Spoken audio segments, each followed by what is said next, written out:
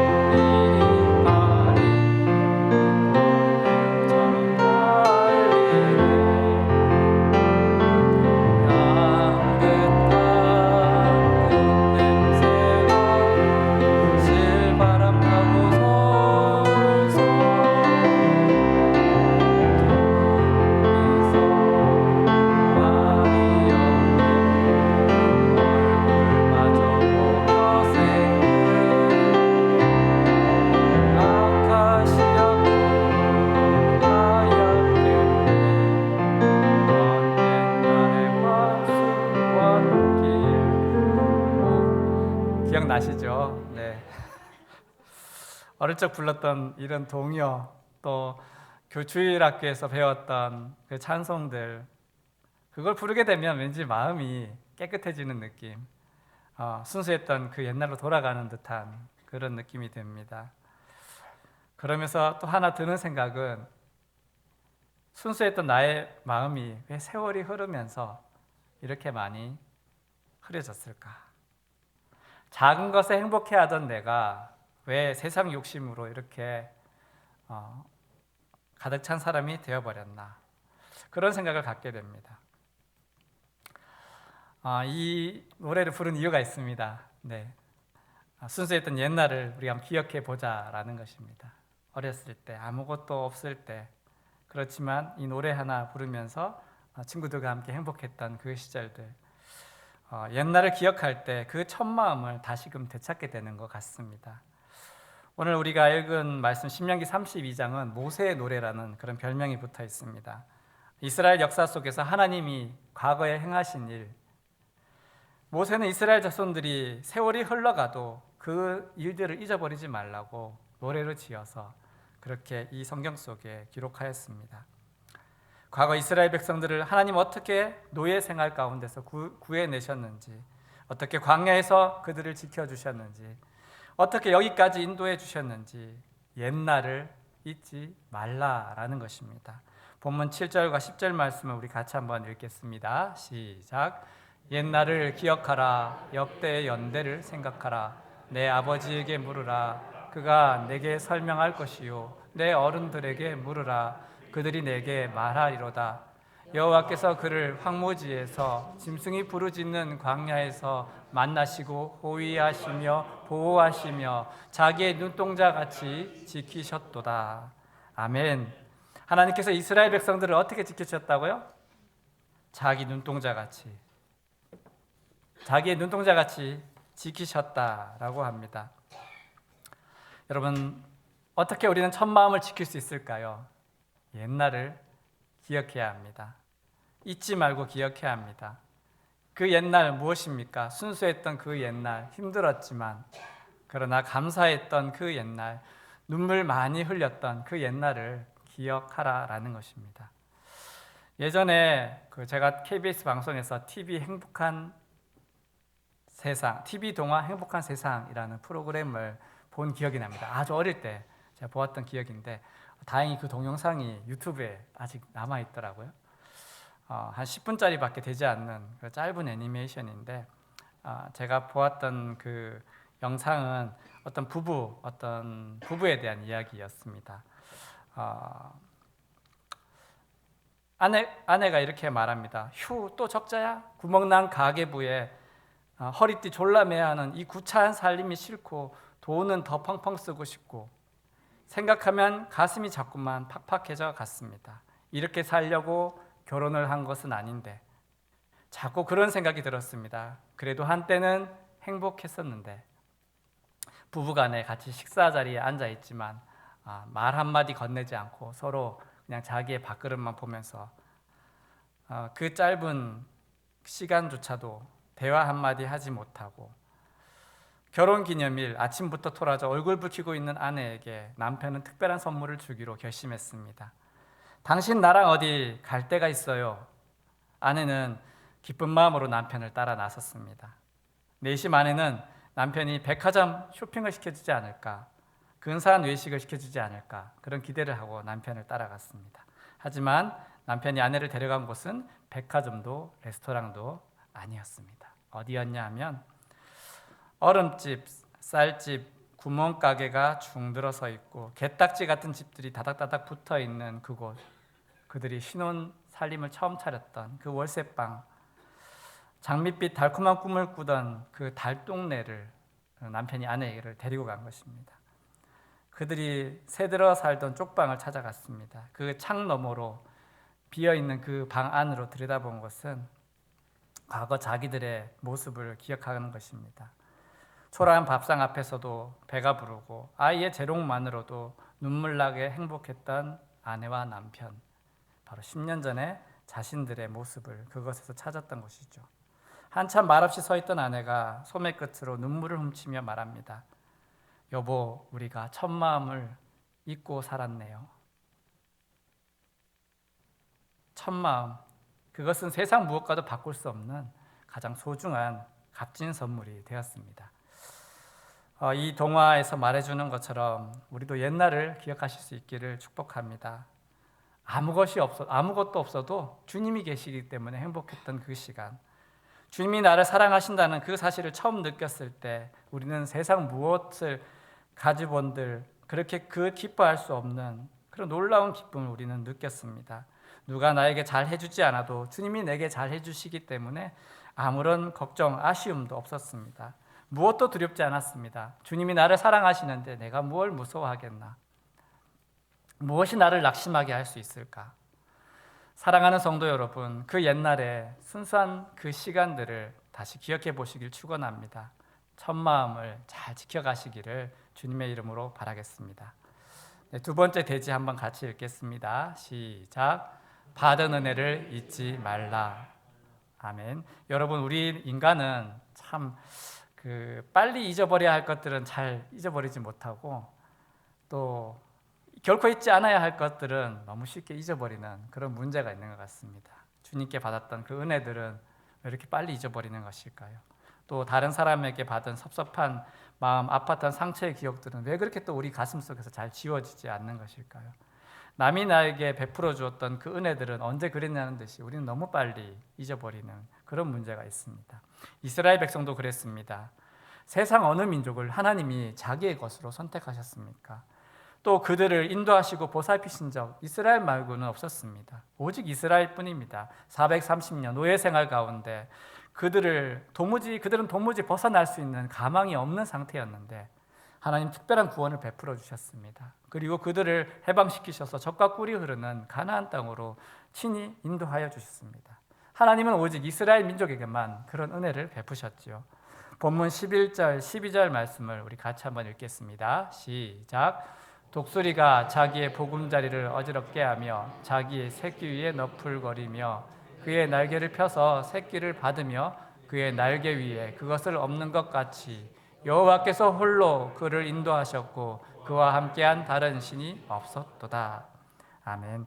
마치 독수리가 자기 새끼를 훈련시키는 그 장면을 묘사하고 있습니다. 나는 법을 가르쳐주기 위해서 일부러 벼랑 위 둥지에서 새끼들을 아래로 떨어뜨립니다. 하지만 날갯짓이 미숙한 그 새끼들이 날 수 있는 놈은 아마 한둘 없었을 것입니다. 그래서 어미는 어떻게 합니까? 그 새끼들을 둥지 밖으로 던졌지만 다시 그 아래로 날아가서 더 먼저 날아가서 새끼들을 날개로 받아내는 것입니다.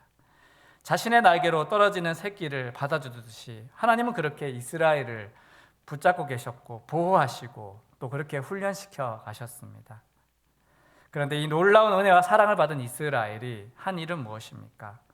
그들은 너무 쉽게 과거의 그 은혜들을 잊어버리고 말았습니다. 그래서 불평, 불만이 그들의 입에 가득 차 있었습니다. 어쩌면 우리들도 똑같은 모습이 아닐까 그런 느낌이 들 때가 있습니다.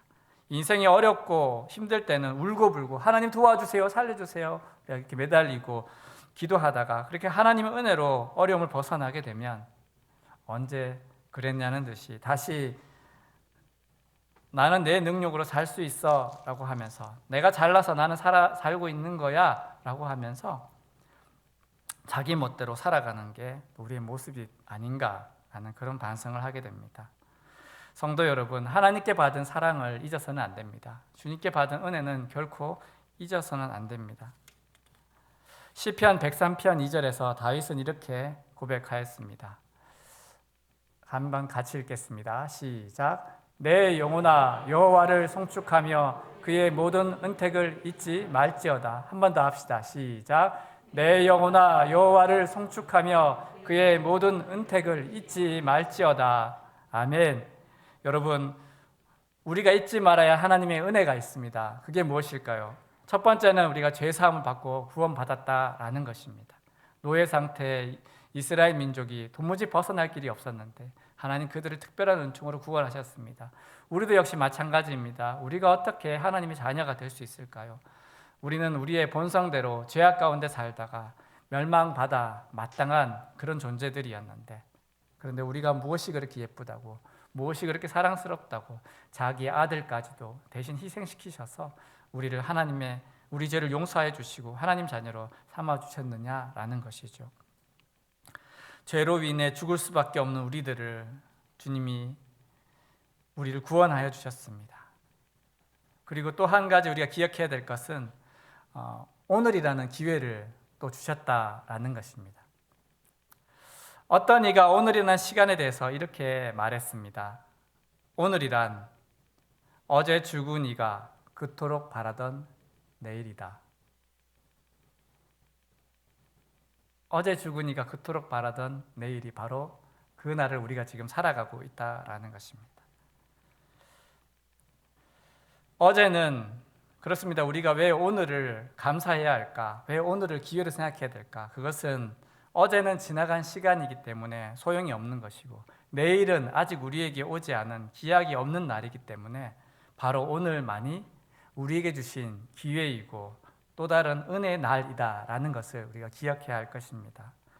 오늘을 살아가고 있는 우리 모두가 내가 오늘 살아있다라는 사실에 감사하면서 이 오늘이라는 주님 주신 두 번째 기회를 우리가 소중히 사용해야 한다라는 것이죠. 여러분 송구영신 예배를 통해서 받은 말씀 기억하십니까? 저도 벌써 기억이 안 나서 다시 찾아보았습니다. 신자에겐 세상과 다른 삶의 방식이 있다라고 하면서 세 가지를 이야기했습니다. 두 가지 지켜라, 한 가지 구하라. 첫 번째는 할렐루야, 예배를 지켜라. 두 번째, 마음을 지켜라. 우리 찬빛 성도님들 역시 수준이 저보다 훨씬 좋으십니다. 세 번째, 무엇을 구하라? 지혜를 구하라. 아멘. 정말 이 첫 시간 받은 말씀이 옳다라는 생각을 자꾸 생각하면 생각할수록 옳다 이렇게 하는 마음이 듭니다. 잊지 마시고 정말 이렇게 살아갔으면 좋겠습니다. 사랑하는 성도 여러분, 죄사함 받아 하나님 자녀가 된 은혜, 오늘이라는 이 또 다른 기회를 주셨다라는 것을, 이 사실에 대해서 감사하시기 바랍니다. 올해라는 이 시간도 우리에게 패키지처럼 하나님 특별한 선물로 우리에게 주셨다라는 그것을 기억하시면서 우리 주님 주신 그 첫 마음을 잘 지켜나가실 수 있기를 바라겠습니다. 세 번째입니다. 같이 읽겠습니다. 시작. 배신의 유혹에서 벗어나야 합니다. 우리가 본문으로 읽지는 않았지만 15절에 보면 사실 이 모세의 노래는 이것을 사실 이야기하고 있습니다. 15절 말씀을 우리 같이 한번 읽겠습니다. 시작. 여수르니 기름짐에 발로 찼도다. 내가 살찌고 비대하고 윤택함에 자기를 지으신 하나님을 버리고 자기를 구원하신 반석을 없인 여겼도다. 여수룬, 하나님께서 이스라엘에게 붙여주신 특별한 애칭입니다. 여수룬, 의로운 자, 옳은 자, 의로운 자. 이스라엘 백성을 보면 그렇지 않은 것 같은데, 근데 주님은 이스라엘을, 자기 민족을 의로운 자, 너는 의로운 자야 라고 사랑스럽게 그를 불러주셨습니다. 이스라엘 백성 사실은 이집트 노예 살해하면서 뼛속까지 노예의 근성으로 가득 차 있는 상태였습니다. 툭하면 원망하고 툭하면 불만을 토로하고 툭하면 제멋대로 행동하던 이들이었습니다. 그런데 그들이 하나님의 특별한 계획 속에 40년이라는 광야의 연단의 시간을 통하여서 또 낮에 해 밤의 달의 위협으로부터 하나님 특별한 구원을 베풀어 주시고 들짐승의 위험에서부터 그들을 지켜주시고 먹을 수 있는 양식을 매일매일 하늘에서 공급해 주시고 그렇게 지켜주시다가 기름진 땅, 하나님 약속하신 그 약속의 땅을 이제 목전에 두게 되었습니다. 그 형편없는 모습의 사람들, 그들을 훈련시키고서 그들을 불러준 사랑스러운 이름 여수른, 의로운 자. 그런데 가나안 땅에 들어가서 그들의 모습은 어땠습니까? 배부르고 윤택하게 되니 어려웠던 옛날을 잊어버리고 까맣게 잊어버리고 은혜를 내팽개치고 하나님을 배반하고 말았던 것입니다. 처음 마음을 잃어버리게 되면 언제든지 돌아서고 싶고 떠나고 싶은 배신의 유혹이 찾아옵니다. 이 유혹을 물리치지 않는다면, 그 유혹에서 우리가 실패하고 말면 인생은 곤두박질 치게 되어 있습니다. 예수님의 제자 가룟 유다를 한번 생각해 보십시오. 처음부터 예수님 배신하려고 따른 사람 아니었습니다. 예수님을 따라가면서 예수님이 로마의 압제로부터 민족을 회복시켜 주실 그런 특별한 구원자라고 생각하면서 그가 예수님을 따랐습니다. 아마 그 어떤 제자들보다도 더 열심히 예수님이 시키는 일들을 하지 않았을까 생각이 듭니다. 처음에는 주님을 그렇게 따랐을 것입니다. 그는 계산에 능하였기 때문에 모든 재정을 맡는 재정부장이 됩니다.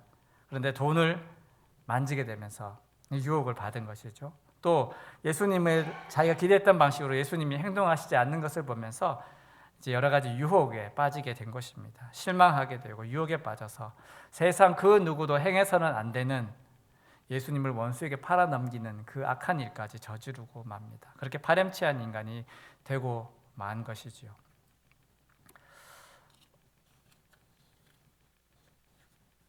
사랑하는 성도 여러분, 처음 마음을 잃어버리게 되면 배신의 유혹도 따라오게 되어 있습니다.